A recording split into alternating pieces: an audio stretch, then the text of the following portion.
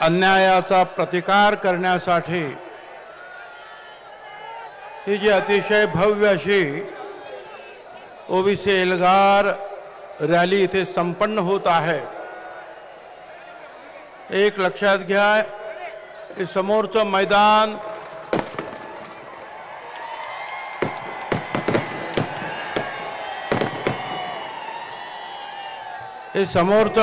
तर भरलंय, पण त्याच्या पाठीमागे आणखीन एक मैदान आहे, ते सुद्धा भरलेलं आहे आणि रस्त्यावर लोक उभे आहेत।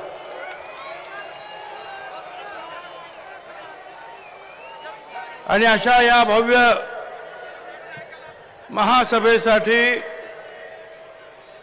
उपस्थित असलेले प्रकाश शेंडगे, गोपीचंद पडळकर, महादेवराव जानकर, शबीरभाई अन्सारी, प्राध्यापक लक्ष्मण हाके, सत्संग मुंडे, कल्याण दळे, पीटी चव्हाण, दौलतराव शितोळे, पांडुरंग अभंग, मीनानाथ पांडे, जेडी तांडेल, स्नेहा सोनकाटे, आंधळे महाराज, अरुण खारमाटे, डॉक्टर सुदर्शन घेरडे, शंकरराव लिंगे, अभय आगरकर, बाळासाहेब बोराटे, भगवान फुलसुंदर, अनिल निकम, शरद जोडगे, अंबादास गारुडकर, नागेश गवळी, विशाल वालकर आणि असंख्य माझ्या बांधवांनो, भगिनी आणि मातांनो,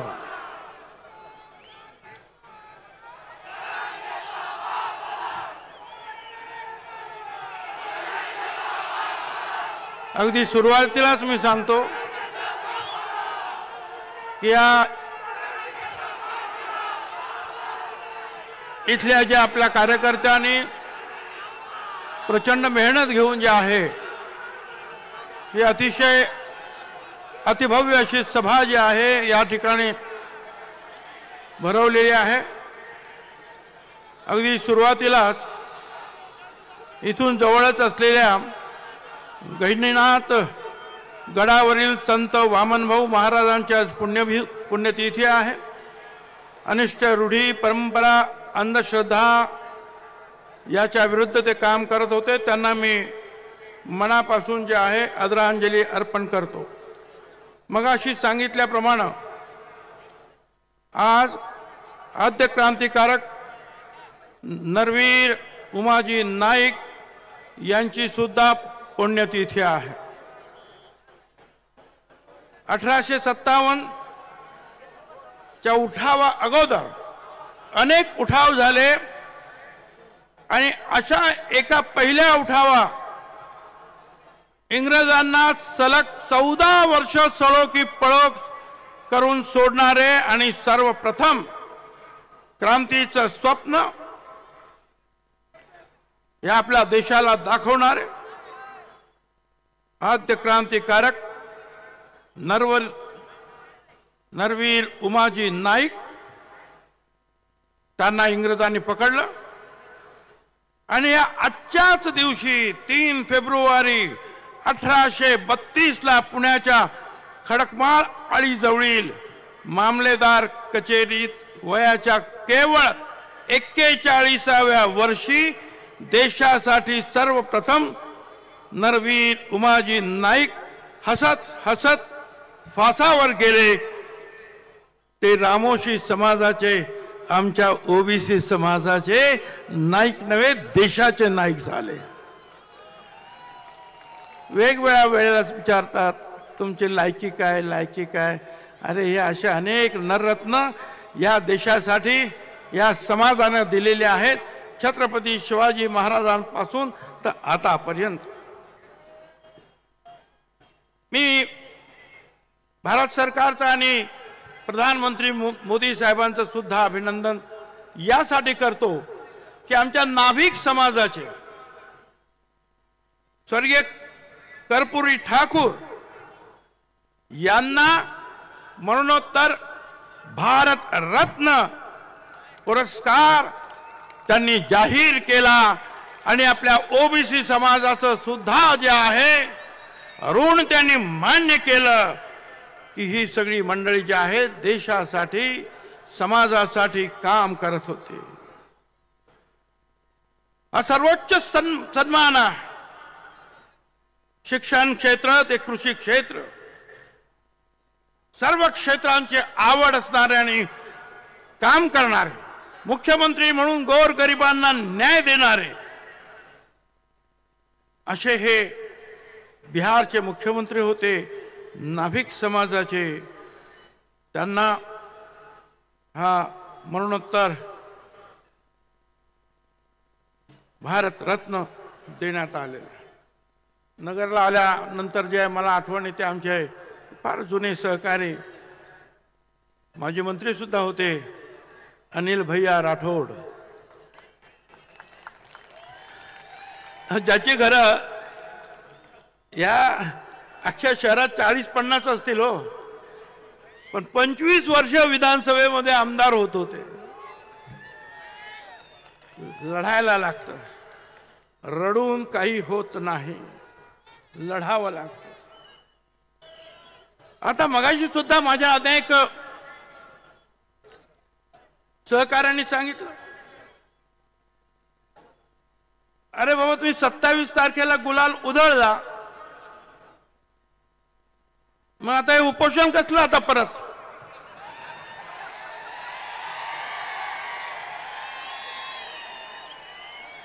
तुम्ही तर म्हणाले की आम्हाला आरक्षण मिळालं, गुलाल उधळला,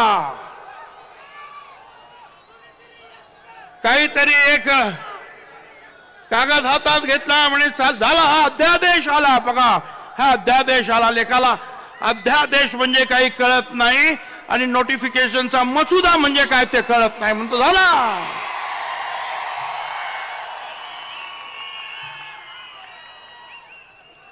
कशाला बसता?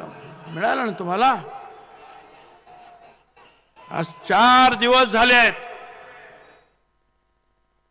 या राज्यामध्ये उन्माद सुरू आहे. डीजे वाजवला जातो रात्री 3-3, 4-4 वाजेपर्यंत. जे जे ओबीसीचे लोक आहेत त्यांच्या घरासमोर शिवीगाळ केली जाते. आपण जिंकलो, आम्हाला मिळाला. काय चाललंय? मग उपोषण कशासाठी? आणि मी तर सांगितलं आता उपोषण करणार आहेत,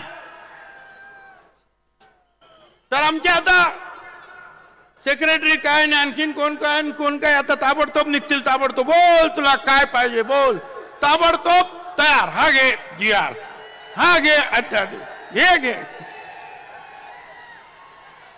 एक एक गोष्ट मागण्यासाठी ते राज्यातील सुद्धा वेगवेगळे घटक वर्षानुवर्ष लढत असतात, पण त्यांना मिळत नाही.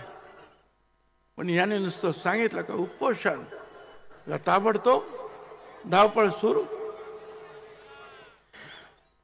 मला सुरुवातीला सांगायचं, मराठा समाजाला आमचा विरोध नाही, मराठा समाजाला आरक्षण मिळालं पाहिजे असं म्हणणारे आम्ही आहोत, पण ते वेगळं द्या, आमच्या ताटात देऊ नका, एवढंच आमचं म्हणणं आहे.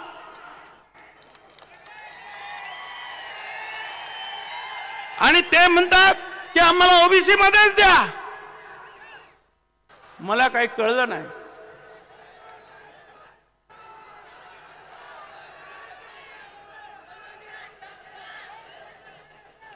मी जरा काही पेपर पण वाचणार आहे, जरा शांत जरा बघा.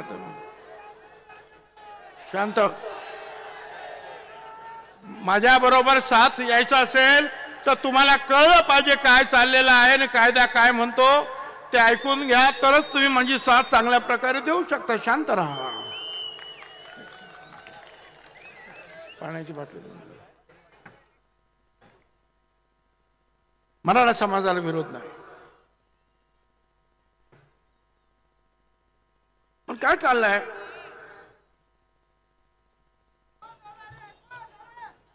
मुख्यमंत्री त्या दिवशी होते. मला मुख्यमंत्र्याचा अवमान करायचा नाही, पण मला प्रश्न जरूर माझ्या मनामध्ये निर्माण झाला की तुम्ही 27 तारखेला वाशीमध्ये त्या मोर्चाला सामोरे गेलात.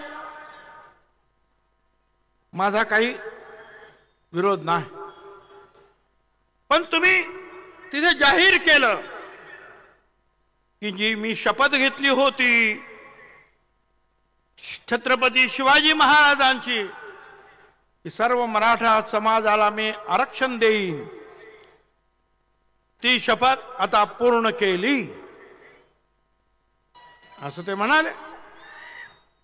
मग मला आता प्रश्न असा पडला की जर शपथ पूर्ण झाली मराठा समाजाला आरक्षण देण्याची, तर हा ओबीसी आयोग आता जो काम करतोय ना, हे सर्वेक्षण, हे कशासाठी? आरक्षण तर मिळालं ना तुम्हाला सगळं, तुम्ही तर म्हणाला शपथ पूर्ण झाली. मग हा आयोगाचा जो काही सर्वेक्षण चाललाय तद्दन खोटं, ते कशासाठी? घरोघर जातायत, फक्त जात विचारतात. 180 प्रश्न आहेत त्याच्यामध्ये. एका घराला 1.5 तास लागतो आणि हे तपासणी करणारे मला सांगा, कधी कधी 25 तर कधी कधी 50 घरांची तपासणी झालं असं जाहीर करून टाकतात. असं रेकॉर्ड केलं जातंय. 180 प्रश्न, त्याच्यात फक्त जात विचारली जाते, जात कुठली, अमुक अमुक, आणि बाकी सगळं आपोआप भरलं जातं ऑफिस मध्येच. बंगला असला तरी झोपडी, शिक्षण असलं तरी मी शिकायला गेलो नाही, गाड्या उभ्या आहेत परंतु काही नाही माझ्याकडं. सगळं काय खोटं खोटं कशासाठी करतात? मिळालं ना आरक्षण, तुम्ही तर सांगितलं तर शपथ पूर्ण झाली. 3 न्यायाधीश बसलेले आहेत. 4,80,000 पगार एकेकाचा. सुप्रीम कोर्टाच्या मुख्य न्यायाधीश पेक्षा डबल. क्युरेटिव्ह पिटिशन मध्ये जे काय झालं ते दुरुस्त करण्यासाठी. कशाला?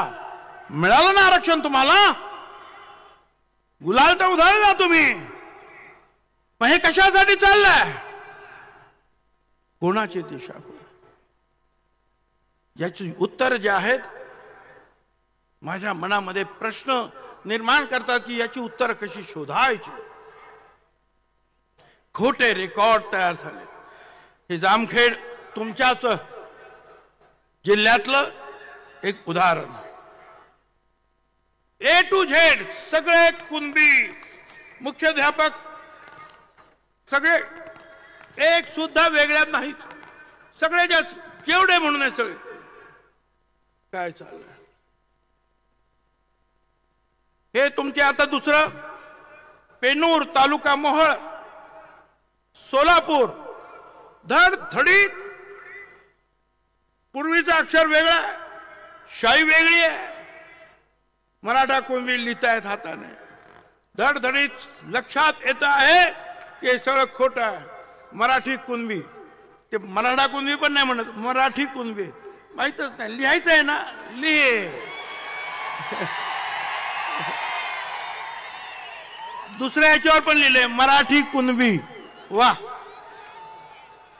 हे सगळं जे आहे असं खोटं खोटं खाडाखोड दिसते आहे. हे असं चाललेलं दिशाभूल करण्याचं काम. 360 कोटी रुपये देण्यात आले ते याच्यासाठी, खोटा रेकॉर्ड तयार करण्यासाठी. 1 2 नाही, अनेक. इथे संवद गाव म्हणून आहे, तिथे जे आहे हे वैजापूर तालुका, हे सगळं जे काही तिथे देण्यात आलं, तिथे मुख्याध्यापकाने लिहिलेलं आहे की या सगळ्यांच्या प्रवेशाच्या मध्ये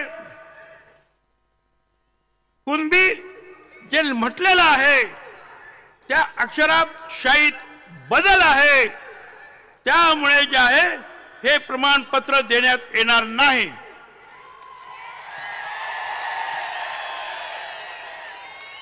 हे मुख्याध्यापकाचं पत्र आहे, माझं नाही. त्यांनीच पाहिलं. तर काय सांगायचं? सगळे सोयरे बघापासून आपण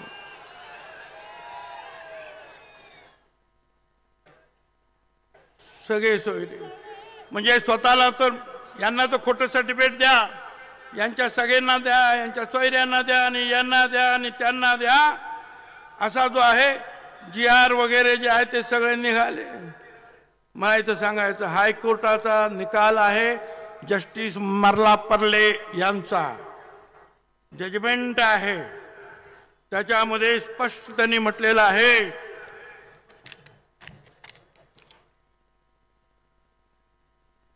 थोडं इंग्लिशमध्ये पण आहे त्याच्यामध्ये. 1913 where his caste was recorded as Marathi.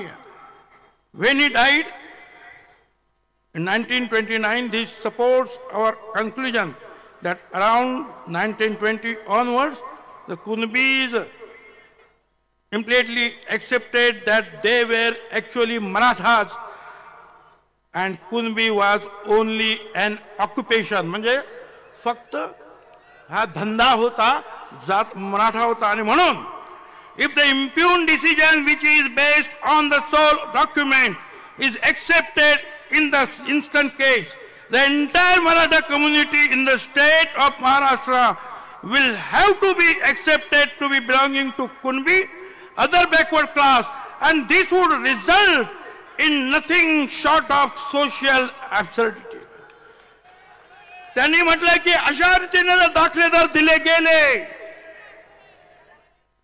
तर सगळा मराठा जो आहे त्या महाराष्ट्राचा कुणबी होईल आणि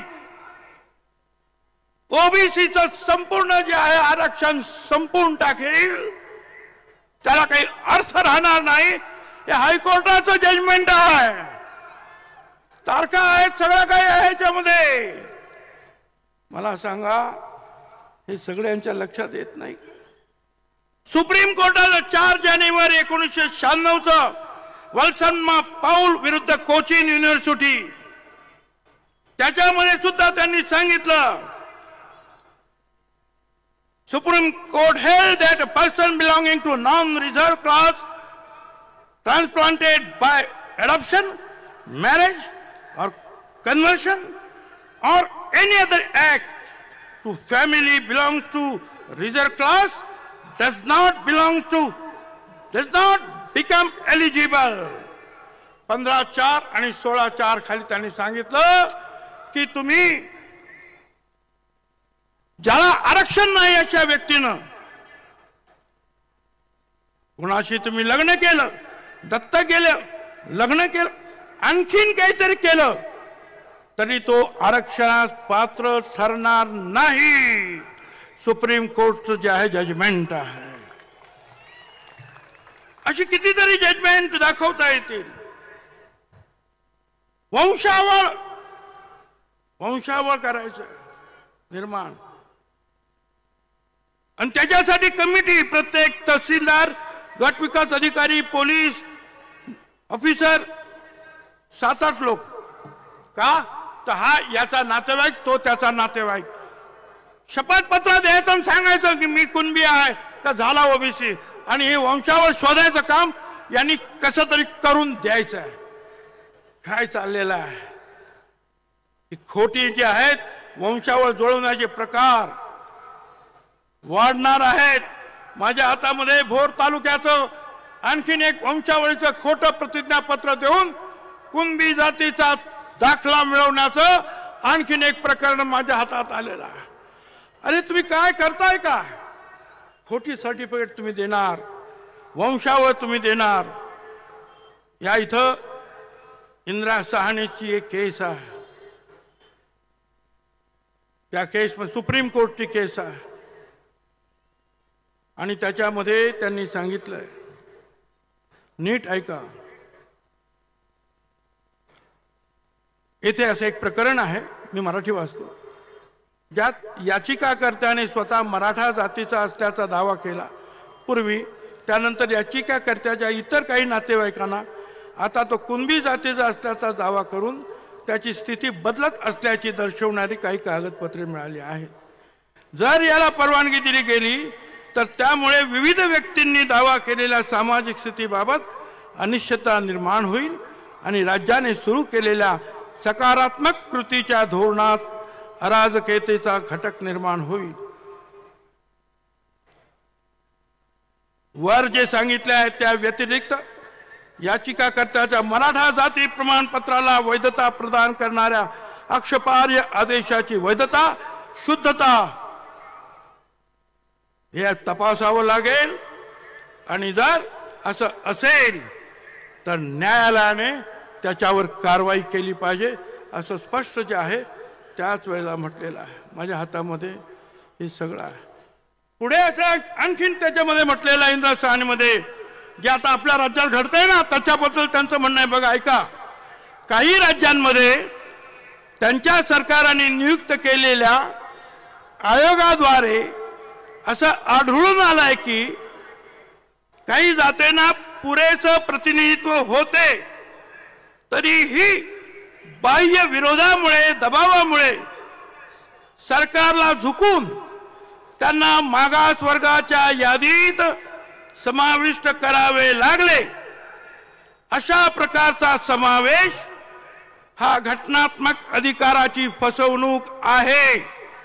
कोणत्याही नागरिकाला त्याला आव्हान देण्याचा अधिकार आहे आणि अशा गटाला मागास वर्गातून बाहेर काढण्याचे निर्देश देऊन तो रद्द करणं हे न्यायालयाचं कर्तव्य आहे।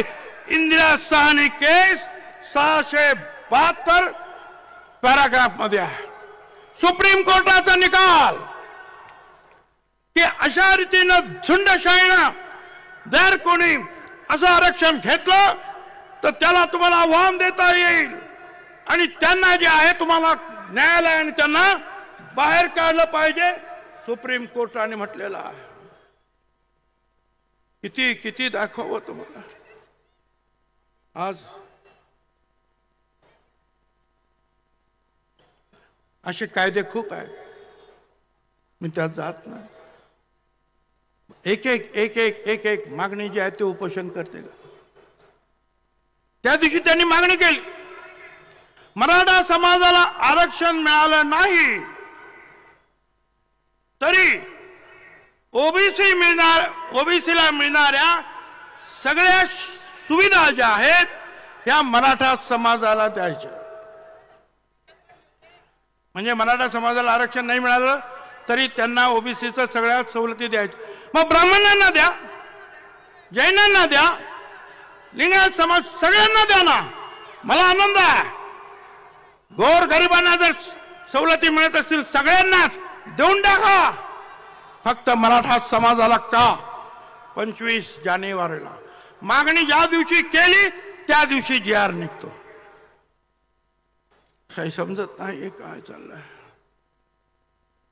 आणि आणखीन परत सुप्रीम कोर्ट म्हणतंय हे असं मराठा समाजाचे समावेश कुणबी सोबत करण्याची विनंती नाकारली गेली पाहिजे। हे योग्य होणार नाही। सुप्रीम कोर्टाचे किती निकाल आहेत तुम्हाला कंटाळा येईल ऐकून ऐकून मला सांगून सुद्धा कंटाळा येईल। परंतु हे सगळं चाललेलं आहे आणि गावागावात हे आता मराठा मुलांना 40 लाख रुपयापर्यंत शैक्षणिक कर्जावर व्याज माफी। आता आम्हाला सांगावं लागतं जे मराठा समाजाच्या विद्यार्थ्यांना देता ते ओबीसीच्या समाजाला द्या रे बाबांनो। एवढं सगळं आहे। धडाधड एक कमिटी केलेली आहे त्यात सगळे मराठा समाजाचे मंत्री आहेत ते ताबडतोब फटाफट निर्णय घेत आहेत आणि आम्ही मात्र निर्णय घेताना कॅबिनेट समोर आम्हाला जायचं आहे आणि मग पैसा आहे की नाही, अमुक आहे की नाही, तमुक आहे की नाही, नियम आहे की नाही हे सगळं पाहिलं जात आहे। आमचं म्हणणं असं आहे की आता जे त्यांना देत आहेत ना ते सुद्धा आम्हाला दिलं ना तरी खूप होईल पण द्या। लढाई अशी आता सुरू आहे। कशी लढाई करायची। आजच माझ्या हातामध्ये एक हे आलं बारलोणी ग्रामपंचायत सरपंच पदाची निवडणूक होती। एक उमेदवार होता ओरिजिनल ओबीसी आणि दुसरीकडे होता एक डुप्लिकेट कुणबी। आणि मग त्या गावच्या लोकांनी ठरवलं की सगळ्यांनी ओरिजिनल ओबीसीला सरपंच करायचा आणि झालं तसंच। वडार समाजातील पहिली महिला जी आहे सरपंच झाली। पूर्ण 96 कोळी मराठा समाजाचा या निवडणुकीला विरोध होता, वडार म्हणून तिला विरोध होता, ती सरपंच झाली पहिल्यांदाच. ठरवलं तर काय होत नाही. सगळ्यांनी एकत्र या, एकत्र या. सगळे एकत्र आले तर सगळं काय होईल.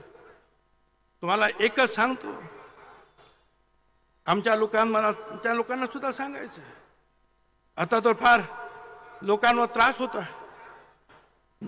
नगर जवळा तालुका, मानवत जिल्हा, परभणी, मुंजाभाऊ रामराव रासवे यांच्या घरामध्ये विजयी मिरवणूक त्यांची गेली. त्यांनी जमलेल्या लोकांनी या घरात घुसून महिलांना मारहाण केली. का तर ओबीसी मोर्चात सामील होतात म्हणून. हे बघा काय. काही गावांमध्ये तर जे आहे गाव सोडून लोक चाललेले आहेत, जिथे 2-3 घरं आहेत ओबीसीची, ते गाव सोडून जात आहेत. दहशत निर्माण केली जात आहे, मारहाण केली जात आहे, रात्रभर डीजे वाजवला जातोय, शिव्या दिल्या जात आहेत. एक न्हावी समाजाच्या आमच्या बांधवानं काहीतरी पोस्ट टाकले आपल्या समर्थनार्थ, तर ताबडतोब सगळ्या तिथल्या मराठा समाजाने सांगितलं याच्या दुकानात जायचं नाही, याच्या दुकानात जायचं. मी या सगळ्या न्हावी समाजांना विनंती करतो, असा जर बायकॉट जर केला तर सगळ्याच न्हावी दुकानाने तिथल्या एकाही मराठ्याची हजामत करायची नाही. त्यांना मला भादरा आपले आपापसात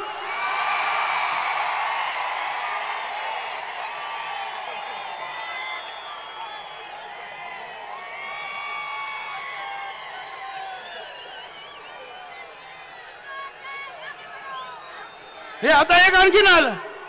श्रीगोंदा पोलीस स्टेशन मध्ये हे कोणी पोलीस निरीक्षक ज्ञानेश्वर भोसले, ते एल्गार या सभेची तयारी करण्यासाठी तिथे लोक गेले होते. काम चालू होतं, ते ती काम त्यांनी करू नये पूर्व तयारीचं. बोल चला मिटिंगला जायचंय. त्या ठिकाणी पोलीस गाडी पाठवली, ओबीसी समाजावर दहशत निर्माण केलं, त्यांना नोटिसा दिल्या. नोटीस न देता नोटीस देण्याच्या नावाखाली सह्या घेतल्या. काय चाललंय? फडणवीस साहेब, त्या डिपार्टमेंटला सांगा की तुमच्या डिपार्टमेंटमध्ये असा भेदभाव होता कामा नये. जे काही नियमाने असेल ते सगळ्यांनी करा, पण आम्हाला एक न्याय. त्यांच्या 3-3 वाजता जाहीर सभा, रात्री 2 वाजता जाहीर सभा. काय कारवाई केली? कुठल्या पोलिसांनी कारवाई केली? आणि लहान एखाद्या घरामध्ये, एखाद्या सभा मंडपामध्ये 5-25 लोकांना जमून जर कोणी प्रचार करत असेल की आपल्याला नगरला जायचं आहे रॅलीला, तर तुम्ही गाडी पाठवणार? काय चाललेलं? यासाठी तुम्हाला सगळ्यांनी जे आहे दादागिरी, तुम्हाला सगळ्यांना एकत्र राहावं लागेल. मला तुम्हाला सांगायचं, लक्षात ठेवा, आता दांव पर सब कुछ लगा है, दांव पर सब कुछ लगा है, रुक नहीं सकते, टूट सकते हैं मगर हम झुक नहीं सकते.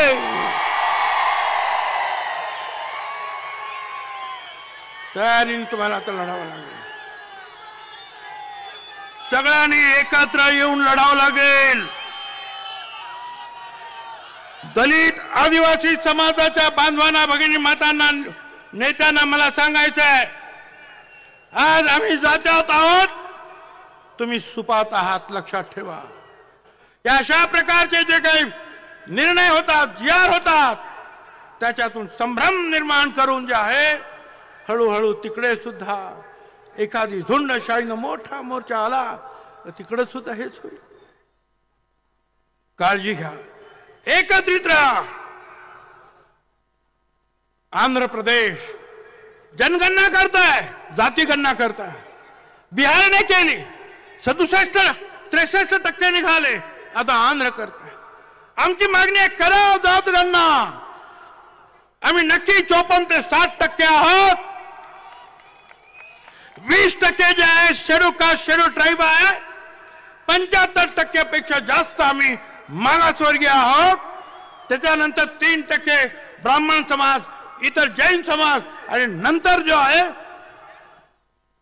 तो मराठा समाज, त्यातला एक कुणबी समाज 7% आमच्याकडे अगोदरच आहे.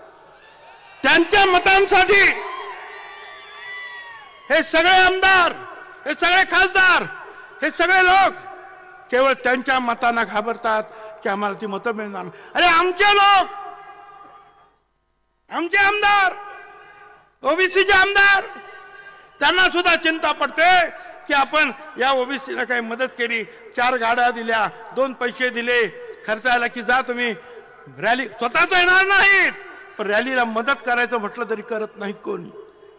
आमचे स्वतःच का? मराठा समाजाची मतं जातील. अरे लक्षात ठेवा, 80% समाज हा आमच्या बरोबर एकत्र आहे आणि त्याला आम्ही ललकारणार आहोत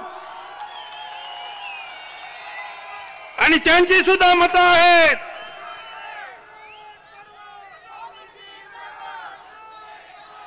लढाई लढाई लढाई काय काय शिवी गाळ दादागिरी, हे करू ते करू ते करू. काय तर काय काल हे होतं ना आपलं, काय ते बजेट होतं, काय गंमत, एवढा मोठा जोक कधी झालाच ना. उपोषणवाले साहेब म्हणतात बजेट मधून आम्हाला आरक्षण मिळालं तर बघा. मला वाईट वाटलं. त्या सीतारामन ताई ज्या होत्या त्या अख्खं बजेट वाचलं. या तरुणांना हे देऊ, महिलांना हे देऊ, विमानं वाढवून हे करू ते करू, शेतकऱ्यांना हे द्यायचं आहे आम्हाला, पण आरक्षणाचं काही बोललंच नाही. आणि हे म्हणतात त्या बजेटमधून आम्हाला आरक्षण द्या. काय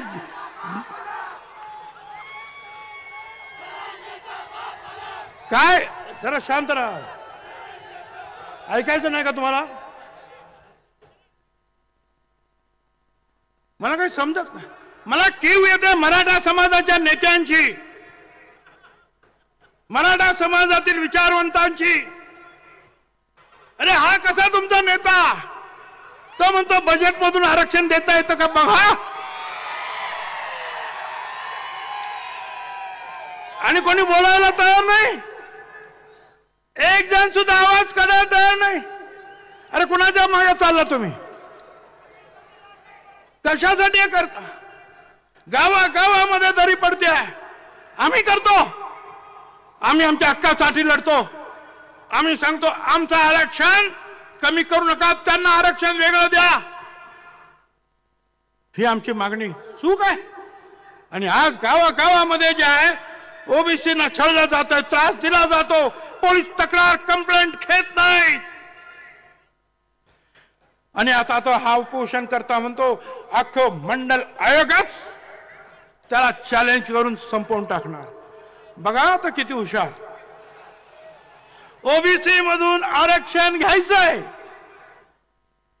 कुणबी म्हणून आरक्षण घ्यायचंय आणि मंडल आयोग संपवायचा. अरे लेको, मग त्या मंडल आयोगामध्येच ओबीसीचं आरक्षण आहे ना. अरे ते संपलं का मग हे पण जाईल. मग हे कशासाठी मागतो तू? काय हुशार. दादागिरी दादागिरी चाललेलं सगळ्या ठिकाणी. काही मागतोय, काही लोक आता धावलं परत उपोषण उपोषण. कसं उपोषण? मला सगळ्यांना सांग, तुम्ही सगळे एकत्रित राहा. तुम्ही जर झुकाल वाकाल घाबराल तर तुमच्या पाठीमागे लोक लागतील. मजबूतीने एकत्रित हे बघायचं नाही. धनगर आहे, वंजारी आहे, माळी आहे, साळी तोळी तेली कोळी, जो कोणी असेल भटका विमुक्त, एकावर अन्याय झाला तर सगळ्यांनी उभं राहायला पाहिजे हिमतीनं. हम सब एक ह्याचा नारा दिला पाहिजे आणि त्यांना सांगितलं पाहिजे दिलभर के लिए दिलदार है हम, दिलभर के लिए दिलदार है हम, दुश्मन के लिए तलवार है हम. सगळ्यांनी मजबूतीने उभं राहा.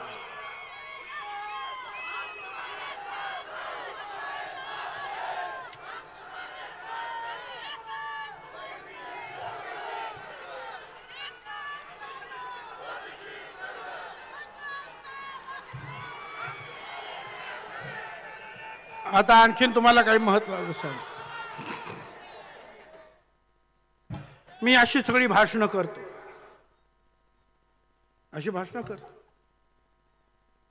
पण सगळे सरकारमधले लोक, विरोधी पक्षातले लोक, विरोधी पक्षाचे नेते, भुजबळ राजीनामा द्या, तुम्ही राजीनामा द्या, तुम्हाला पटत नाही राजीनामा द्या.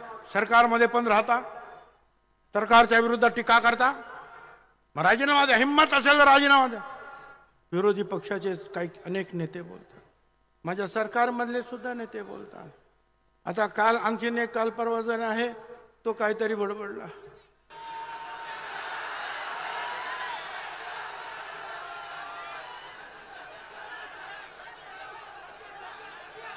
त्याने सांगितलं या भुजबळला लात घालून मंत्रिमंडळाच्या बाहेर काढा.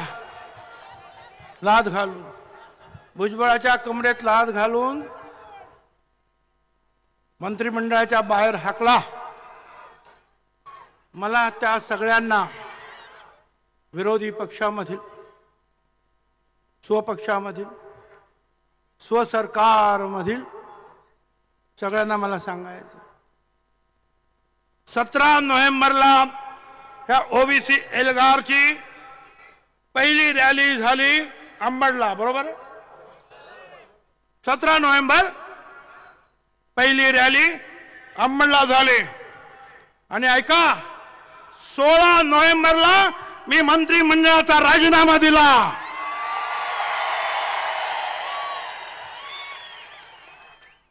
नोव्हेंबरला.